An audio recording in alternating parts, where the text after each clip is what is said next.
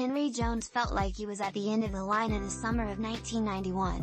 There was no way out, he remembered thinking.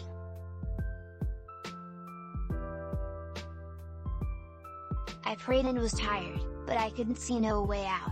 Jones had been homeless in Washington, D.C. for 11 years, and the years had taken their toll.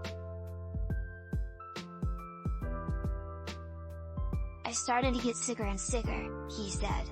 I could feel my health failing.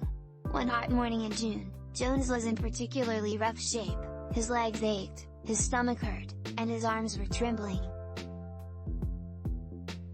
A security guard had to give him a ride from the hospital parking lot to the ER because he could barely stand.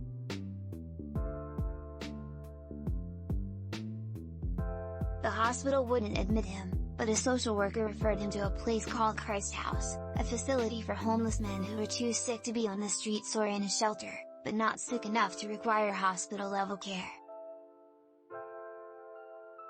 Today, there are a growing number of programs like Christ House that provide short-term medical care for homeless people, known as medical respite or recuperative care.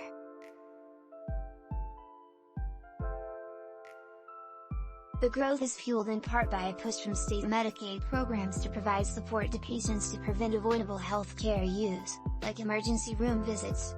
We saw sick homeless persons getting worse and worse who were out on the street, said Dr. Janelle Getchius, who started a 34-bed. So we just wanted to have a place where they could come and be cared for. By the time Henry Jones arrived in 1991, Christ House was admitting more than 300 people a year. I couldn't believe what I was seeing, Jones said, remembering his first day. I was sleeping in a nice, clean bed. I was getting some good food to eat.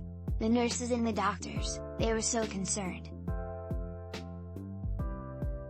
They just wanted me to get better, and I could see that. Christ House was one of the first medical respite centers, and it's now one of 133 programs spread across 37 states and Washington, D.C. They all offer homeless people a safe place to recover from surgery or other acute illness, learned to Minogue. But the programs are unregulated and unlicensed, and they often look incredibly different from one another, according to Julia Dobbins, the Director of Medical Respite for the National Health Care for the Homeless Council. The most common setting is a homeless shelter, a few beds or a room set aside with a nurse coming by to check in once a day. Others, like Christ House, have their own building and include full-service kitchens, social spaces, exam rooms and round-the-clock medical care.